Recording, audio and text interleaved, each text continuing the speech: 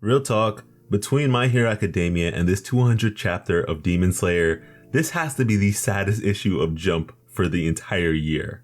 Thank God for modern times having us read these chapters on the app, because otherwise I would be ruining the pages with my tears. Where we last left off, the sun had risen and Muzan, who turned himself into a giant man baby, was beginning to burn up. And so we picked up where we left off and get to see the end of Muzan. And yeah, he's dead. The Demon Slayers won. And it is quite possibly the most anticlimactic, unsatisfying end to a final villain I have ever experienced in a long-winded shonen. I am honestly so baffled that this is how it went down, to the point where I am low-key in denial and looking around for a Kaguya or something to pop up. Like, there's just no satisfaction in Muzan's final moments. He's just a baby. We don't even get to see Muzan, this guy we've been fighting all this time, diminish and crumble apart. No, it's just this ugly thing. I was kind of hoping we'd at least get to see him squirm or repent and beg for his life or something, but I guess not. The Demon Slayers were all clutching onto one another, with tears flooding their eyes as they bellowed out a wave of emotions, as those who'd all experienced loss or anguish one way or another due to the proceedings of Muzan.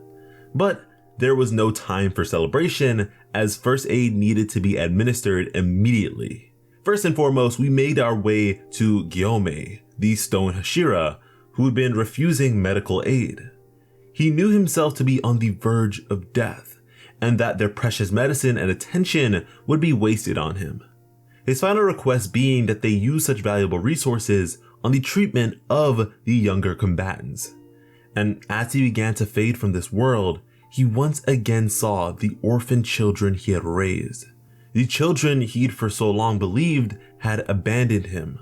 But when they appeared before him, they were mournful with tears in their eyes as they expressed their regret. They made it clear that they had no intentions of running away or abandoning him, that they wanted to protect him considering he was so frail at the time and afflicted with blindness.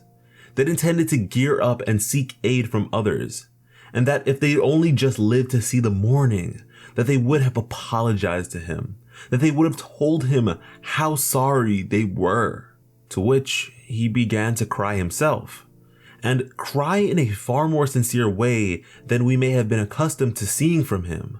If only tomorrow had come indeed.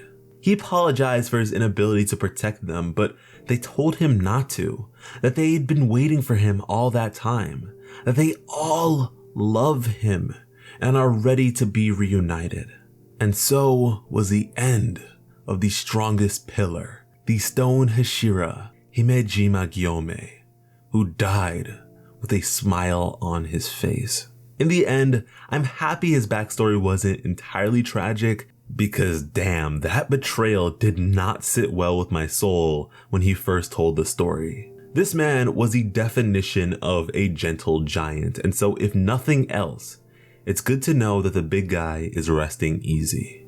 From there, we have the Love and Snake Hashira respectfully, Mitsuri and Iguro. When Mitsuri came to, she questioned if they truly defeated Muzan, to which Iguro confirmed they had indeed ended the existence of the demonic progenitor.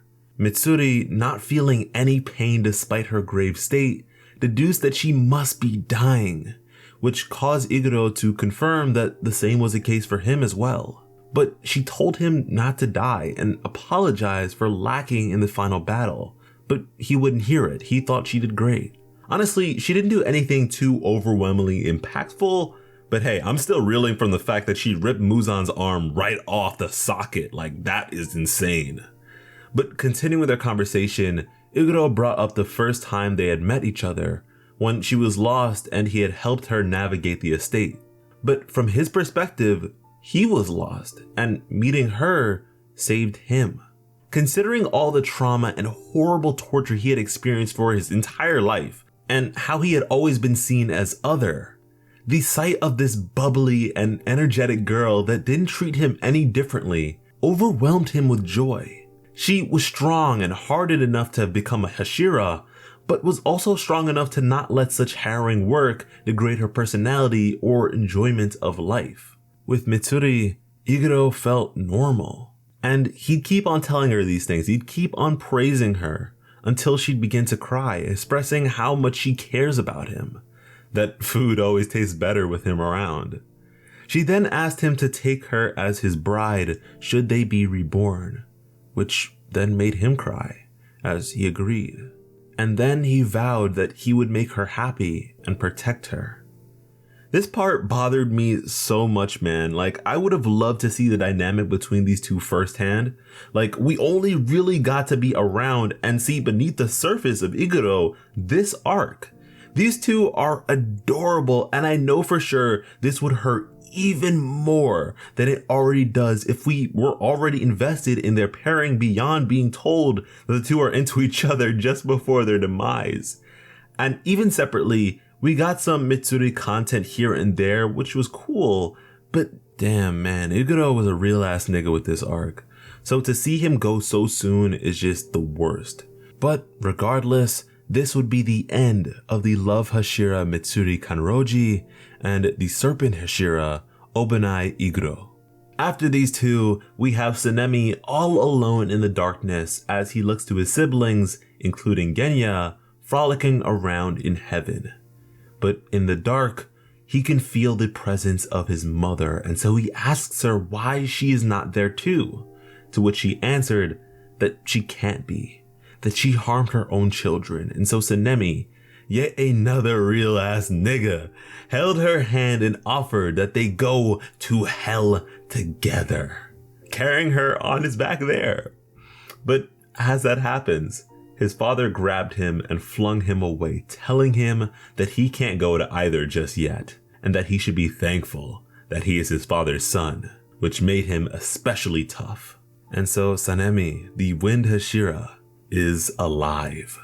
Following that, both Inosuke and Zenitsu are both alive and provide a bit of humor to the otherwise extremely somber chapter that this is. But it's just not enough, man, because Tomioka wants answers. Where is Tanjiro? Then he saw it. A lowered Tanjiro, covered in blood and missing an arm. No breath, no pulse. The tears poured from the eyes of Tomioka. Yet again, he had failed to protect those he cared about. Yet again, he was protected instead. And yet again, he was the last of Urokidaki's students. He lowered his head to Tanjiro's and touched his hand while asking for forgiveness. It was then that Nezuko finally rushed over and the chapter concluded. Somebody explain to me why this chapter was so damn sad. Like, looking back on the color page, it is split into the sides of living and dead, and it hurts so damn much. Like, this chapter was unrelenting. Regardless of the ass pulls and poorly explained facets of the story and world at times, if there is one thing that Demon Slayer excels at as a series, more so than most others, it is hitting you right in the feelings. I mean, so many amazing characters have perished at this point to where I have to question if I'm reading Attack on Titan or not. I am in such denial that my last ditch speculation is that the thing on Tanjiro's face was Muzan's contingency plan, and that with his head lowered, it's kept from the sun. Like, it's ridiculous, but I just need something to believe in. Nezuko can't turn back into a human and not have Tanjiro there to celebrate. And this man Tanjiro, the damn main character, cannot possibly go out without having the most deluxe of afterlife visits, especially with that crudely explained time-traveling mind of his. Let the power of plot armor wash over this man and return him to the living. Let this be a maintenance technique or misdirect or something. We need that boy back. Anyways, not only do I need you to flood the comments with your tears, but also your thoughts as always.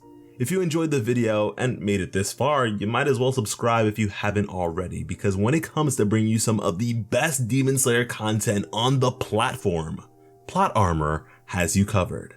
As always, I am Slice of Otaku. Thank you all so much for watching and have an awesome day. I love you.